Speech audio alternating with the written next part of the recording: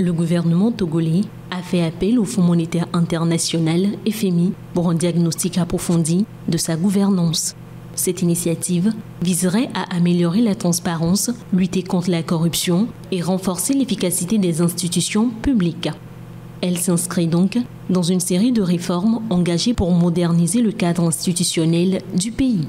Ce diagnostic de gouvernance s'ajoute aux récentes réformes économiques soutenues par le FMI avec une approbation en mars 2024 d'une facilité élargie de crédit de 390 millions de dollars dont un décaissement a eu lieu en décembre pour appuyer le budget national. Malgré un contexte mondial incertain, l'économie togolaise affiche des performances encourageantes. La croissance s'est établie à 5,3% pour 2024 et estimée encore à 5,3% en 2025, tandis que l'inflation a été maîtrisée, atteignant 3,6% en septembre 2024. Dans le cadre de ces efforts pour une gestion durable, le Togo a également mené une évaluation des investissements publics sous l'angle climatique avec l'appui du FMI, une initiative qui vise l'intégration des enjeux environnementaux dans la planification budgétaire. Le diagnostic de gouvernance attendu du FMI pourrait être déterminant. En identifiant les failles institutionnelles, il permettra de renforcer la confiance des investisseurs et d'améliorer la transparence. En rendant publiques les conclusions de l'audit, le Togo pourra consolider sa position régionale et envoyer un signal fort en faveur d'une gouvernance responsable et inclusive.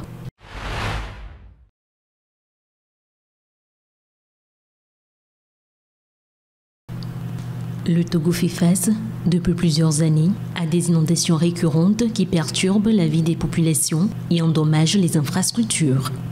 En 2024, malgré les actions engagées en début d'année, les pluies diluviennes ont causé de nouvelles inondations, particulièrement dans la région du Grand Lomé.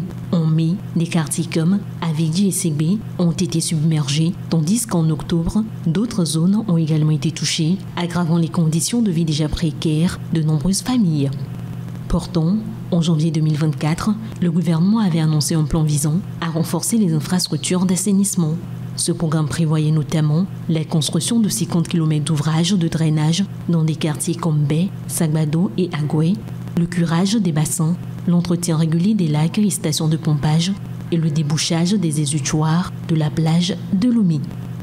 Malgré ces initiatives, les bassins de rétention et les systèmes de drainage ont, une fois de plus, montré leurs limites face à l'intensité des précipitations.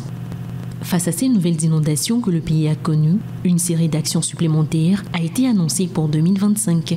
Parmi elles, l'aménagement de la dépression du triangle des rails Tokwandobé-Avou, la poursuite de l'installation de systèmes de pompage dans des zones vulnérables comme Avatame et Bomamé. Une dotation initiale de 1,4 milliard de francs CFA a été allouée pour soutenir ces efforts. Bien que ces actions visent à atténuer les conséquences des inondations, la répétition de ce phénomène souligne la nécessité d'approches plus durables et de solutions structurelles à long terme pour mieux prévenir et gérer ces crises climatiques. What is wrong with the reports? C'est l'intitulé d'une étude du collectif Reportica qui dénonce le caractère subjectif de tous les classements mondiaux faits par Reporters sans frontières et Transparency International sur le niveau de corruption des pays, la liberté d'expression, la qualité de gouvernance ou encore la perception du bonheur.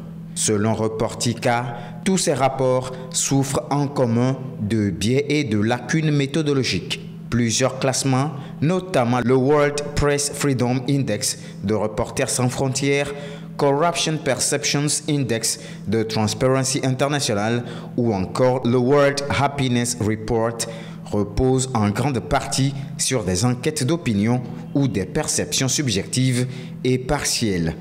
La plupart de ces notations ont également en commun l'utilisation des méthodologies universelles qui ne tiennent pas en compte les contextes locaux comme les différences culturelles, sociales, économiques ou politiques. Reportica estime que le World Press Freedom Index est influencé par la perception des répondants que par des données objectives. Pour le Corruption Perception Index de Transparency International, les évaluations reposent sur des enquêtes auprès des leaders d'opinion, ce qui reflète des perceptions subjectives plutôt que des faits vérifiables. Le World Happiness Report est aussi critiqué pour sa dépendance des perceptions subjectives, des biais en faveur des pays développés, son incapacité à refléter les inégalités locales et sa définition restrictive du bonheur qui ne prend pas en compte les différences culturelles. Sommet Italie-Afrique, sommet Afrique-Corée du Sud, sommet Indonésie-Afrique, sommet Chine-Afrique, sommet Russie-Afrique, sommet États-Unis-Afrique. Voilà quelques-unes des grandes rencontres qui avaient réuni les pays africains avec les puissances occidentales et les pays émergents au cours de l'année 2024. Cependant, une question se pose. Quels sont les impacts de ces sommets sur l'industrialisation et le développement dans les pays africains participants de ces sommets? Cette question, non moins pertinente, a intéressé aussi l'agence Ecofin qui a décidé d'y voir un peu plus clair. Dans un rapport sur ces sommets, l'agence fait ressortir que tous ces sommets se sont soldés par des annonces de financement et des signatures d'accords pour plusieurs milliards de dollars. Sommet Italie-Afrique, 6 milliards. Sommet Corée du Sud-Afrique, 24 milliards. 3,5 milliards en Indonésie et le sommet Chine-Afrique a promis plus de 50 milliards d'investissements en Afrique. Pour l'agence Ecofin, les accords signés lors de ces sommets s'alignent essentiellement sur les priorités stratégiques et géopolitiques des pays hôtes. En exemple, la Chine préfère investir dans les infrastructures et le commerce. Même si ces investissements combleront le déficit en Afrique, ils préparent le projet chinois des nouvelles routes de la soie. Les États-Unis sont dans l'agrobusiness, les services financiers et l'énergie. La Russie, quant à elle, oriente sa coopération vers la sécurité. Au final, les pays africains constatent que ces accords ne répondent pas totalement aux besoins de la transformation de leurs économies par des politiques industrielles. Par contre, ils ne font qu'aggraver l'endettement du continent, selon le rapport de l'agence Ecofin. Nous sommes dans la commune de Limete, le bastion historique de la famille du président Tshisekedi à Kinshasa. C'est ici que nous retrouvons Christian Loumou, le responsable des jeunes de l'UDPS, le parti du président. Il a accepté de nous présenter ses troupes. Ici, ce sont mes amis de la Force du Progrès. Cette base ici, c'est pour le Congolais et le Congo. Même après le président Tshisekedi, c'est lui qui viendra, il doit souscrire dans cette démarche le Congo et pour les Congolais. Viva, viva! Ces hommes affirment vouloir défendre le Congo face à l'agression rwandaise et se disent prêts à rejoindre l'armée à l'appel du président Tshisekedi. En tant que combattants, nous nous sommes dit que nous ne pouvions pas rester insensibles à cet appel. Donc nous nous rassemblons pour soutenir nos soldats et défendre l'intégrité territoriale pour que l'ennemi ne passe pas. Mais ce discours patriotique s'accompagne aussi d'une sévère critique des pays occidentaux. Est-ce que la vie d'un Ukrainien vaut plus que la vie d'un Congolais? La Russie a commencé à se battre contre l'Ukraine et en quelques jours, la communauté internationale a pris des sanctions. Mais ici, ça fait des années. Il y a des millions de morts. La communauté internationale ne réagit pas. L'Union européenne, rien. Selon plusieurs sources, ces forces du progrès seraient en partie responsables des attaques qui ont visé plusieurs ambassades, dont celle de la Belgique, à Kinshasa il y a 2 semaines. Mais pour les responsables du mouvement, il ne s'agissait pas d'une attaque, mais plutôt d'un acte patriotique. Nous n'avions pas visé les ambassades. Nous voulions juste émettre notre mécontentement face à cette hypocrisie dont nous sommes victimes. Il pousse encore le président Tshisekedi à aller négocier avec le criminel, le pilleur. C'est injuste. Il voulait que nous applaudissions les ambassades, etc.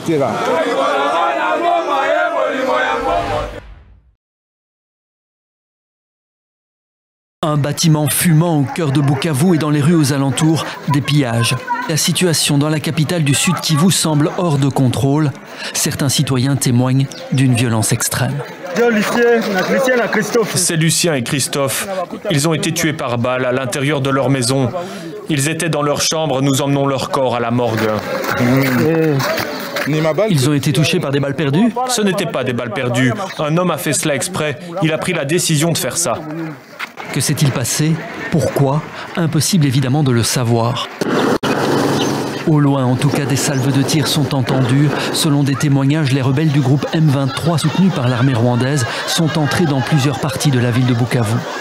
Ici, un dépôt du Programme alimentaire mondial est aussi dévalisé. Les habitants craignent de ne plus avoir de nourriture. Pendant ce temps, en Éthiopie, les chefs d'État de l'Union africaine sont réunis avec le secrétaire général de l'ONU. The fighting that is raging in South Kivu as a result of the continuation of the M23 offensive threatens to push the entire region over the precipice. Regional escalation must be avoided at all costs. There is no military solution. The deadlock must end, the dialogue must begin, and the sovereignty and territorial integrity of the DRC must be respected. Après Goma, une prise de contrôle de Bukavu par le M23 et ses soutiens rwandais leur donnerait le contrôle total de cette très large zone autour du lac Kivu. Il est le nouveau visage de l'Union africaine. Mahmoud Ali Youssouf, 56 ans, est élu président de la commission. Tout sourire avant son élection, le Djiboutien occupe désormais la plus haute fonction au sein de l'organisation continentale. Pourtant, il faisait figure d'outsider face au Kenyan Raila Odinga. Depuis des semaines, les deux menaient campagne pour l'emporter. Elle se déroule à mon rythme, avec mes moyens et surtout mon réseau. Mahmoud Ali Youssouf a un carnet d'adresses étoffé, alimenté notamment grâce à sa longévité hors norme à la tête du ministère des Affaires étrangères de Djibouti. Voilà 20 ans qu'il est le chef de la diplomatie. Francophone, arabophone et anglophone, il est très proche du président djiboutien Ismaël Omar Guelleh.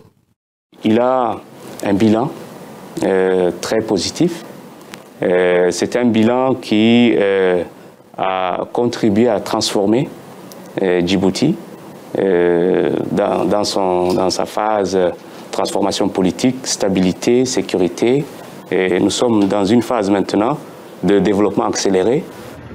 Djibouti peut se targuer d'avoir une solide croissance estimée à 6,7% du PIB en 2023, selon la Banque mondiale. Le pays occupe une place stratégique dans la Corne de l'Afrique. La France, ancienne puissance coloniale, les États-Unis ou encore la Chine y possèdent des bases militaires. Mahmoud Ali Youssouf prend ses fonctions au sein de l'Union africaine au moment où l'Est de la RDC est en proie à la guerre et après une série de coups d'État sur le continent. Je crois qu'il y a un problème de gouvernance dans ces pays-là. Il est très important à ce que la nouvelle commission puisse se pencher en priorité sur ces questions de paix et de sécurité. Le carnet de route du diplomate djiboutien n'est pas encore fixé, mais il avait déjà annoncé faire de la lutte contre les mouvements djihadistes au Sahel et dans la Corne de l'Afrique une priorité.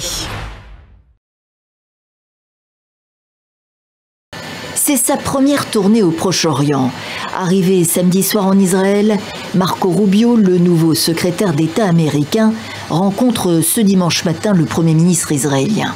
Au menu notamment le plan Trump de prise de contrôle de Gaza, mais aussi la suite du processus de trêve, la phase 2, alors qu'une délégation israélienne est partie à Doha au Qatar sans mandat du Premier ministre jusqu'ici. Les Israéliens toujours mobilisés redoutent que leurs dirigeants fassent capoter la trêve au nom de l'éradication du Hamas, ce qui compromettrait le retour des otages. 73 personnes sont toujours captives des groupes islamistes palestiniens depuis bientôt 500 jours. 3 otages ont été libérés samedi contre 369 détenus palestiniens. 6e échange depuis le début du cessez-le-feu. Monsieur Netanyahou, nous avons entendu que vous tenez un briefing sécurité. Nous réclamons l'envoi d'une délégation avec le mandat nécessaire pour sécuriser la phase 2 de l'accord de trêve et enfin ramener tous les otages en une seule fois. Toute autre décision est du sabotage qui met en péril leur vie. La tournée de Marco Rubio l'amènera dans quelques jours à Riyad, en Arabie Saoudite. 5 pays arabes s'y réunissent ce mai jeudi 20, en réponse au plan du président américain qui s'est prononcé pour le déplacement des Palestiniens de Gaza, quelques 2 millions de personnes. Inacceptable, notamment pour l'Égypte et la Jordanie, alliés d'Israël, comme des États-Unis.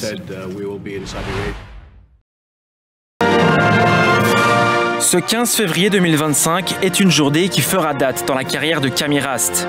La Valaisanne est devenue championne du monde de slalom, son premier titre mondial chez les grandes. Ouais, j'avais le titre chez les juniors, mais là, c'est le vrai quoi, ça rigole plus. Son succès, elle l'a bâti en première manche. La native de Vétro a collé plus d'une demi-seconde à toutes ses adversaires.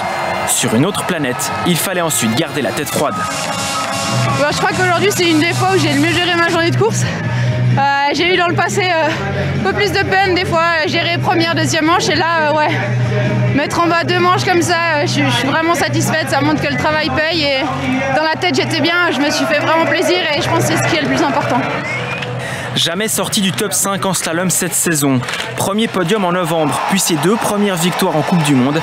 Camille Rast est devenue une roche incassable cette année. Le titre de Camille Rast est magnifié par la 2e place de Wendy Holdener, sa 9e médaille mondiale pour le 2e doublé suisse de ces championnats du monde.